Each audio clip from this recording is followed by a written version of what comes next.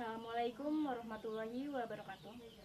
Puji syukur kehadirat Allah yang telah memberikan kita karunia sehat, rohani, dan jasmani, sehingga kita masih bisa berkumpul di dalam acara ini.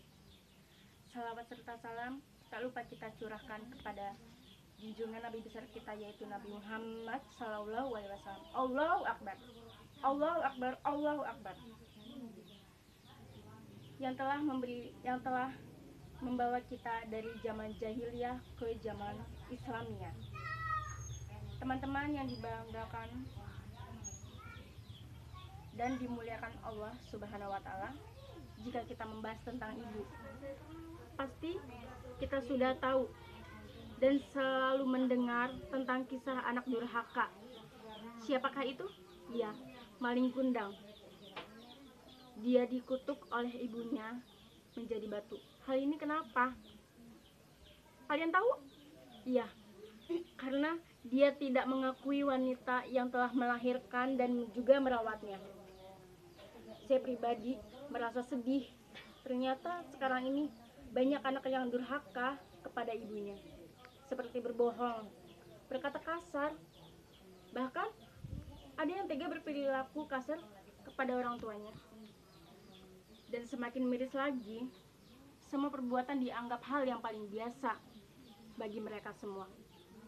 Allah Subhanahu wa Ta'ala berfirman dalam surat Al-Luqman ayat 31 sampai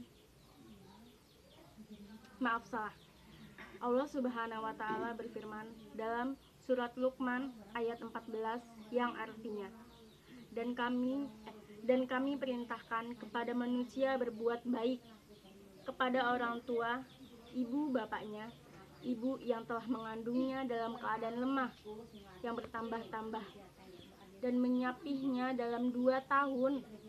Bersyukurlah kepadaku dan kepada orang tua ibu bapakmu, hanya kepadakulah kembali. Coba kita berpikir sejenak.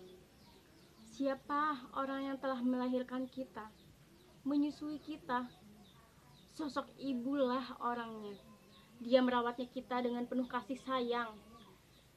Dan yang tak terpikir di benak mereka hanyalah berharap kita bahagia dan bisa membanggakan mereka.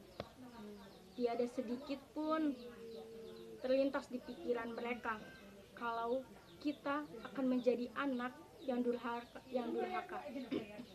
Oleh karena itu, tidaklah pantas bagi kita untuk durhaka kepada orang tua, ibu dan bapak. Ada sebuah kisah di mana sahabat bertanya kepada Rasulullah, "Ya Rasulullah, siapakah yang paling berhak untuk memperoleh pelayanan dan persahabatanku?" Kemudian Rasulullah menjawab, "Ibumu, ibumu, ibumu," sampai 3 kali. Kemudian yang keempat itu ayahmu. Dan kemudian yang lebih dekat kepadamu, kemudian yang lebih dekat kepadamu. Oleh karena itu, ada beberapa kewajiban yang mesti kita lakukan sebagai anak pada orang tua. Yang ke-1, taatlah dan juga berbakti kepada orang tua selama mereka tidak memerintah atau menyuruh pada kemusyrikan, dan kita tetap menjaga tata ramah dan juga kebaikan. Hal ini tercantum dalam Quran surat Al-Luqman ayat 15. Yang kedua, mendoakan kedua orang tua. Di antara doa kita pada orang tua adalah misalnya, "Ya Tuhan kami, berilah ampunan aku dan juga kedua ibu bapakku dan juga sekalian orang-orang mukmin pada hari terjadinya hisab atau hari kiamat." Ini tercantum dalam Al-Quran surat Ibrahim ayat 41. Nah, itu pidato saya. Cukup sekian dari saya. Jika ada kata yang salah, mohon dimaafkan.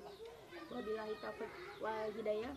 Wassalamualaikum warahmatullahi wabarakatuh. Allahu Akbar, Allahu Akbar, Allahu Akbar.